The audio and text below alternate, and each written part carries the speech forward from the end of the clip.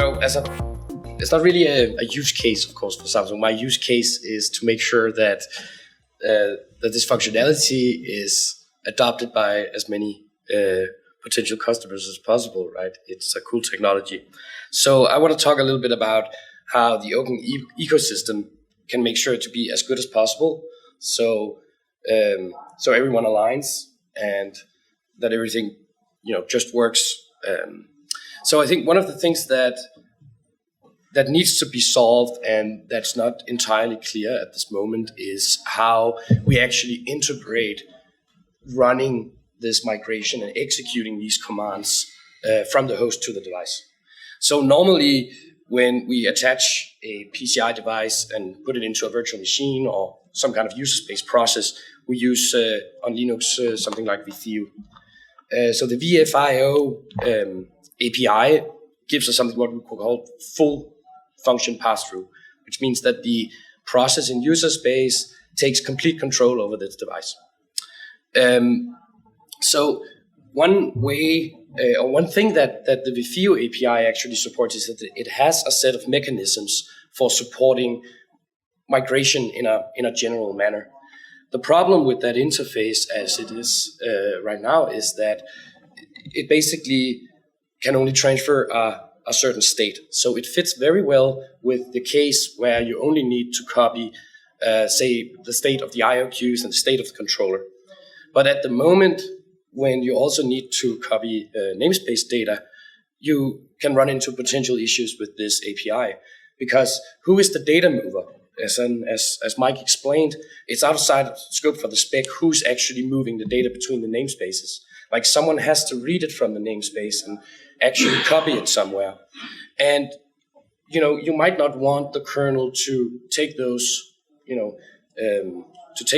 choices for you. You might have some specific way in your application on what's your strategy for actually copying this data, what's your strategy for making sure you're not copying too much redundant data, stuff like that. And that is the approach we took in the demo that we have in the Samsung booth, where we drive everything from user space, actually. So instead from user space, we drive everything. We use VFIO to control the functions and control the controllers, but we execute all the commands explicitly from a user space process. So that's why I have the other way of integrating this device into a virtual machine, which what I would call a mediated approach, where instead of having a full function pass-through, we just pass through the IO queues, and then we trap on the admin queues, and that gives us a lot of flexibility. One of the other things we need to solve is the dirty tracking, and I think generally in Linux this is very well solved. So there are two ways that this can currently be supported by these devices. There is, you can have it assisted by the device, such that the device takes care of tracking what DMA it's doing and what memory it's dirtying. That's the optional feature that's in the NVMe spec. The other use is that you can use the features of the translation agent that you actually have on your CPU. And if that CPU has the necessary capabilities, then that CPU is capable of actually tracking this and giving you all that information, and you don't have to do it on the device. And this is all widely supported in, at least in Linux, and we have nice APIs to actually get this information. The final part that we need to sort of figure out is, I think, how to do controller and PCI function virtualization. And when I say virtualizations, it's not about virtualizing it into virtual machines. It's about how do we fake how this device looks like. Because as Mike mentioned, you might move from one vendor to another vendor. So we need some kind of equalization of these capabilities.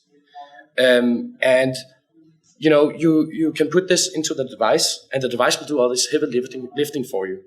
You can instruct the device to present itself in a certain way, and that would allow to remove all that heavy lifting from software. But if you have a mediated approach, as I showed in the previous slide, then you can also do this in in-user space or in the hypervisor, which gives you a lot of flexibility. We are already emulating the PCI device that we present to the guest.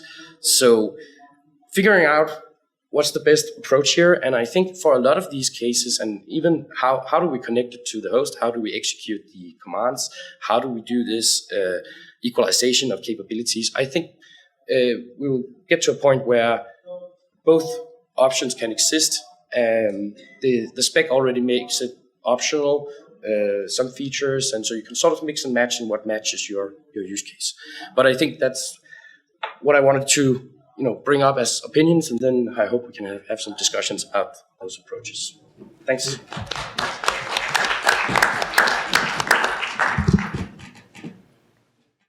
But so customers expect long uptime for their VMs. It's like we basically have an index we call AIR, which is the annual interruption rate. So the idea is that they pay for X number of nines of uptime, and if we can't satisfy that, then that's a pain point for our customers, and we have to figure out how to get around that. And so what live migration does is that if you have, this sort of thing, there's, nodes are very reliable overall, but when you have millions of nodes, there's hardware failures. You may lose fan redundancy. You may lose power supply redundancy. You may have, as I say, error prediction that happens, that sort of thing, that says something's going to go wrong or something's going to die. You may lose the PLP protection on one of your storage devices. So any of these needs to trigger a VM migration off that node. Things like firmware updates. If the firmware updates, we mandate to the SSD vendors that a firmware update should not be impactful, i.e. the I/O should not be stopped for more than a second. So the VM really doesn't see that something's going on. But unfortunately, there are cases where the firmware updates, say to the BIOS or some of the other components, it's impactful. And so before we can do it, we have to migrate those VMs off that node to someplace else so we can get that done. And then the final thing is actually probably the most important, resource exhaustion, or basically load balancing. The idea is that if I have a VM that's got a lot of, a VM, noisy, lots of VMs all on the same machine, they're kind of overloading it because we've oversubscribed somehow, and we need to lighten the load, so we're going to have to get some of those VMs off that machine. Or another use case could be in sense of if we're trying to place VMs, obviously not all VMs are created equal. Some are much bigger than others. And so if we're not fully packing, say, a given machine, we may take a few VMs off that node so we can put one larger one onto it, that sort of thing. So in live migration, of course, as Mike's gone into and we've talked about here, this allows for a very robust and very controlled environment to do all this. So we'll do the right things on imperfect hardware. So one standard, of course, across multiple CSPs. That's why we do NVMe, and that's why we do OCP as well. Reduces work for vendors. It's a common firmware, common test methodology, reduced validation, and all that good stuff. So it allows for actually secure separation from the host controller. So this is why we do virtualization, of course, right? We've got multiple physical functions. We got SRIOV, and that allows us to basically partition the drive up in ways for multiple VMs to use the same drive in a secure manner. And so we need to be able to take each of those VM-based namespaces off across multiple VMs, migrate each namespace and each VM off of that drive when needed. And of course, because we have in the system, you usually have one area with the migration controller that belongs to the host that allows us actually telemetry access to the drive and all the children on it so that we can get robust data and feed into that machine learning experience to see if we're going to have issues with that drive and we need to do that migration. And there we go.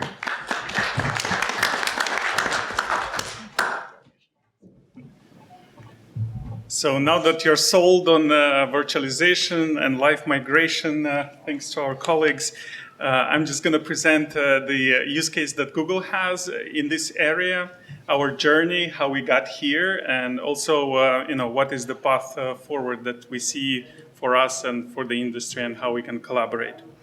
So Google has arrived to the idea of offload, means taking some of the processing of the guest I/O that we were doing on the host CPUs and pushing it into accelerators a while now. And the primary motivation behind that was the desire to free up some CPU space on the host so that we can sell bigger VMs. But once we have achieved that integration, we have discovered that we can use the same stack to actually scale the throughput of the system, both in terms of the number of IOs that the system can do and in terms of bytes that the system can process. It's hard to put a second socket on the motherboard, but it's relatively straightforward to put a second DPU onto the. Sorry, I was presenting this slide anyway. So that one was the introductory slide. So it's easy. It's much easier to scale the offloaded offerings. So we have two major use cases for the NVMe live migration feature. The first use case is for the remotely attached storage in Google Compute Engine. It is called persistent disk. And the other one is for the locally attached storage devices in Google Compute Engine. It's called local SSD. In the remotely attached storage, we have a DPU where we expose a virtual function as an NVMe controller. We pass through, with extra bells and whistles, that NVMe virtual function into the virtual machine. The virtual machine is not aware that there is any remote storage to be, that it needs to understand or know how to contact. So we hide all the complexity behind that arrow between the NVMe device and the data. I deliberately didn't want to put multiple layers in there. So for this use case, we use two major features from the TP. We use the memory dirty tracking. This is how we discover which pieces of guest physical address range the I/O that the guest is issuing directly into device are being modified so that we can iteratively copy the data over.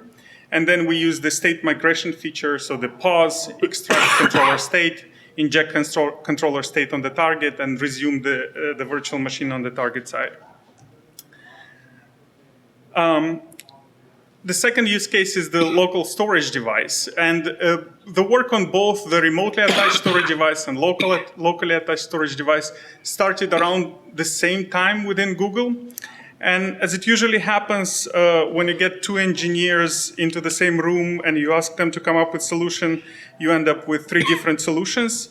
So that was the situation for us as well.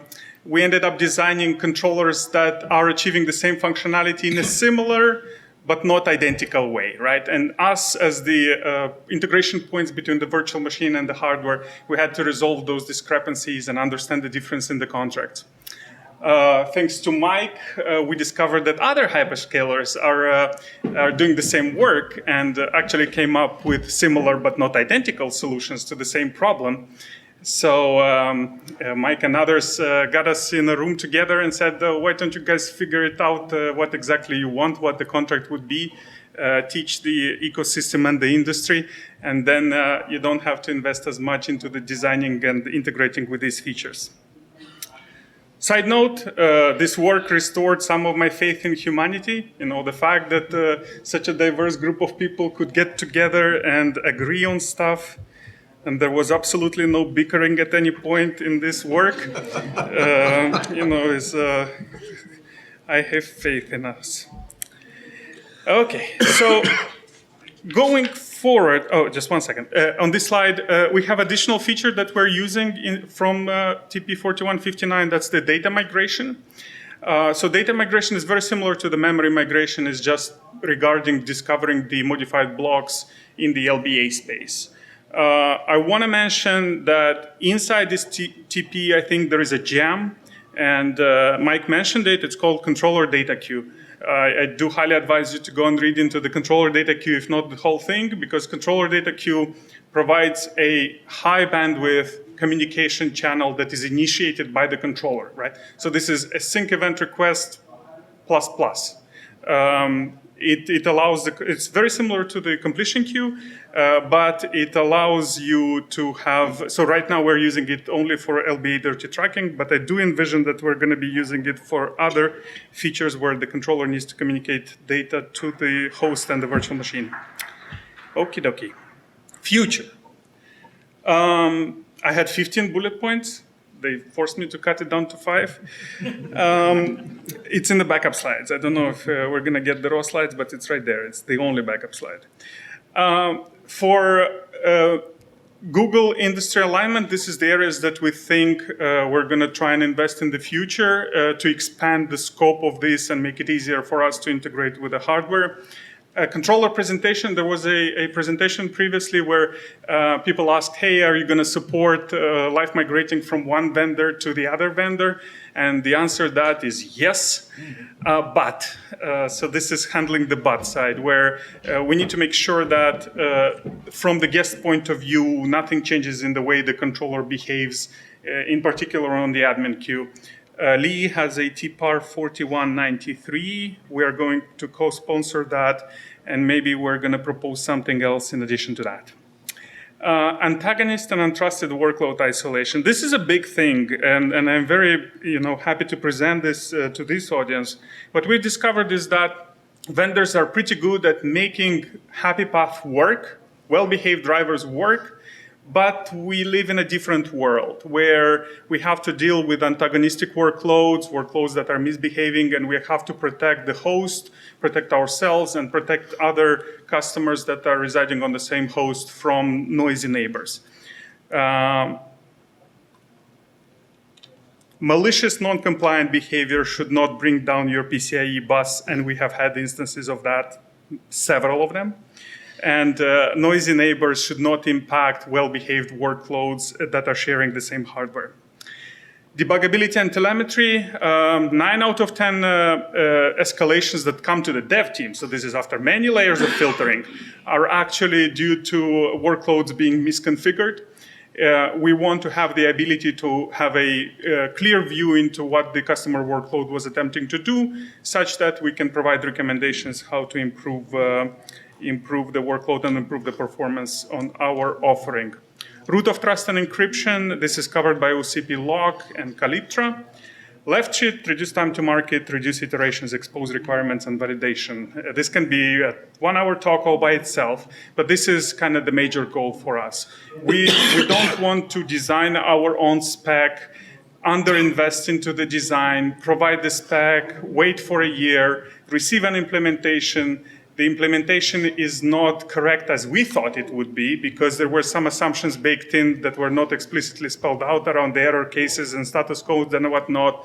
Iterate, with the vendors to stabilize the software, validate when they ingest the hardware. All of that is time-consuming and it is effort-consuming. The end goal would be to standardize all of that as much as possible, and then provide, in my ideal world, you'd have a test binary that you run, and it says, yes, your DPU or your SSD controller is compatible with a Google data center. I don't know if we're going to get there or when we're going to get there, but I hope that we do. Thank you. Thank you.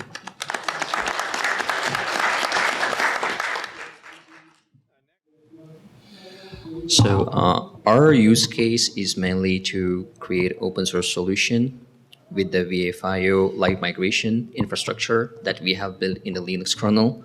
And the main reason for choosing VFIO, because it's one of the fastest mode available for virtualization, where you can use device without having to rely on any protocol.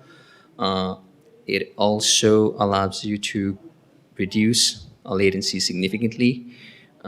So it just turns the whole virtual machine into user space driver when you are accessing the device. I think we're running out of time, so I'm just going to jump into the last slide. So this is just a performance comparison that we have done, and you can clearly see that the blue line is a VFIO and the yellow line is a host where you're accessing NVMe namespace directly. That pretty much gives you the clear picture among gazillions modes that you have where you can use your device along with the virtual machine. And obviously, we need a standardized way, the set of the commands that Mike has already mentioned earlier in the presentation, to fit into the VFIO state machine. So those commands will get called. So this is a very, very super simplistic way of VFIO state machine, how it works, and the commands that we have implemented in the NVMe specification, they will get called from this. So NVIDIA and Intel already published a code a couple of years ago on the mailing list, and that ended up having standardized those commands in the specification. That's about it.